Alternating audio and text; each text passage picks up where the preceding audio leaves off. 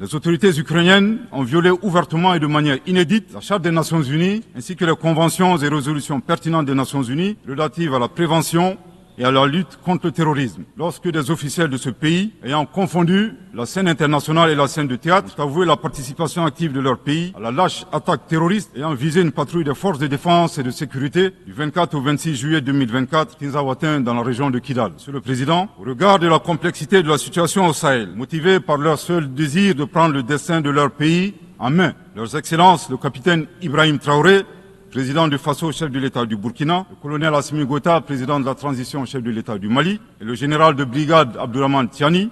président du Conseil national pour la sauvegarde de la patrie, chef de l'État du Niger, ont dans un premier temps institué l'Alliance des États du Sahel, une architecture de défense collective et d'assistance mutuelle dans la lutte contre le terrorisme, en signant la charte du Litpako-Gourmand le 16 septembre 2023. 10 mois plus tard, précisément le 6 juillet 2024, les pères fondateurs de l'AES ont souverainement décidé de transformer ce mécanisme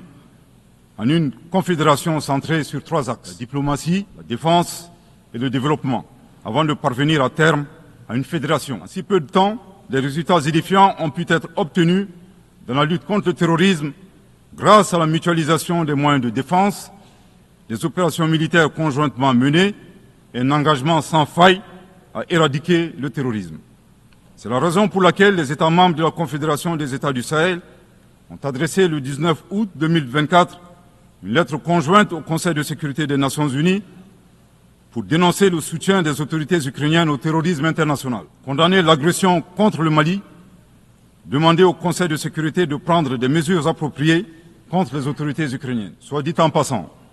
qu'il me soit permis de rappeler que ce nouvel envoi de lettres intervient pendant que le Mali attend encore la suite réservée à une précédente lettre de saisine du Conseil de sécurité des Nations Unies en date du 15 août 2022